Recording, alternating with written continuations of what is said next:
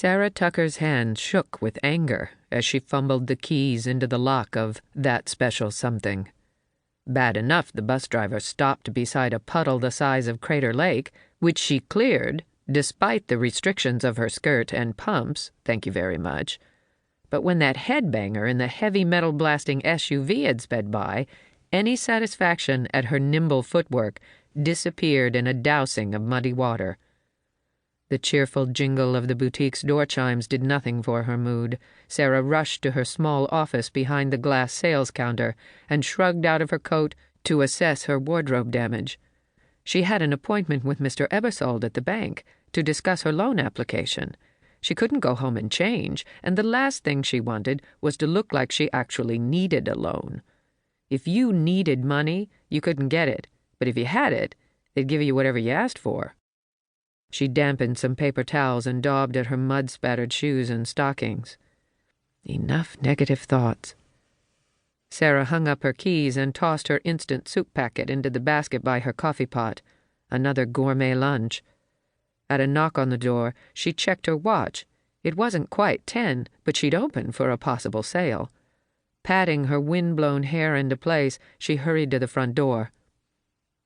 Christopher Westmoreland stood there, looking impeccable, as always. No headbanger would dare splash water on his perfectly creased black trousers. His strawberry blonde hair wouldn't dare blow in the wind. "Chris, what brings you to town?" She stepped back into the store and toward the register.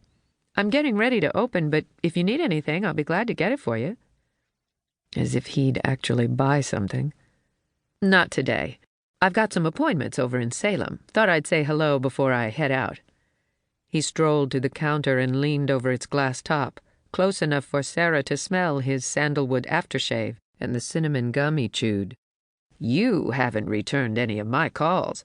I know things have been tough since David died. I want to help. Why won't you let me? For old time's sake."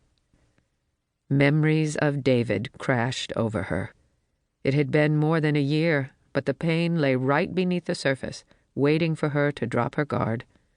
She shoved her emotions back into that metal strongbox in her brain, slammed the lid, and turned the key. She was no longer Sarah, David's wife, or Sarah the daughter, or Sarah the high school sweetheart. She was just plain Sarah. Sarah met his pale green eyes, the ones she'd found so irresistible in high school. "We've been through this before. I need to do it on my own. I can manage without your money." Even though he'd promised no strings, Sarah knew if she took a dime from him, she'd be attached with monofilament line, the kind that cut when you tried to break it. "Are you sure? You look like you haven't slept in a month. And your hair, why did you cut it?" "Well, thanks for making my morning." Sarah fluffed her cropped do-it-yourself haircut. "It's easier this way." "How about dinner tonight?" "Oh, come on, Sarah, we're friends, right?" His eyebrows lifted in expectation. "Dinner with Chris, or 5 for $1 ramen noodles at home?" Accepting dinner wouldn't be selling out, would it? "Maybe. Call me later, okay?" "Great. See ya." He turned to leave, a broad smile on his face. "I said maybe, remember?" Sarah walked him to the door and flipped the sign from closed to open. She rearranged the crystal in the front window to catch the light and dusted the brightly colored pottery, shifting a pot, turning a vase so its pattern was visible from the street.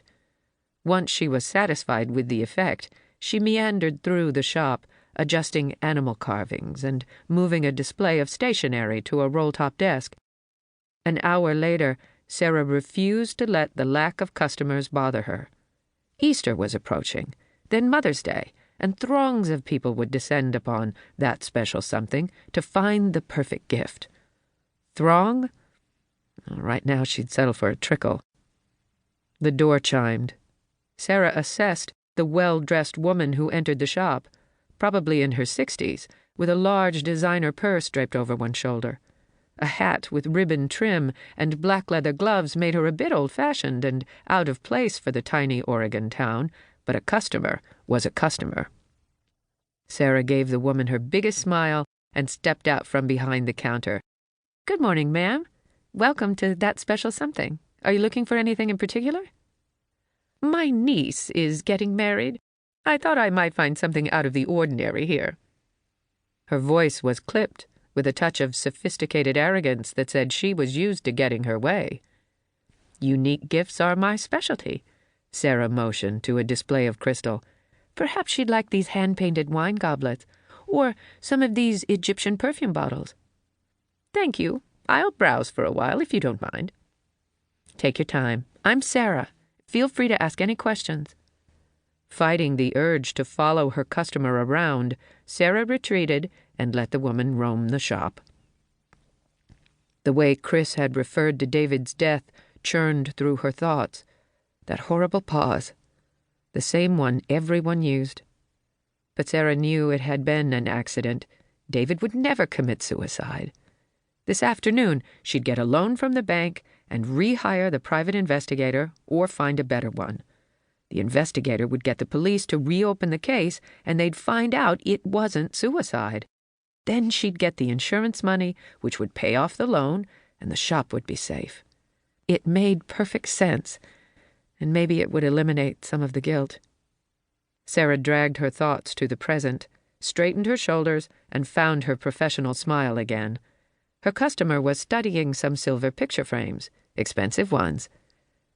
She thought about how hard it had been to get Anjali to display her work in the shop, that her creations were too good for a mere boutique. She telegraphed mental messages to her customer. "Please, show Anjali she was wrong.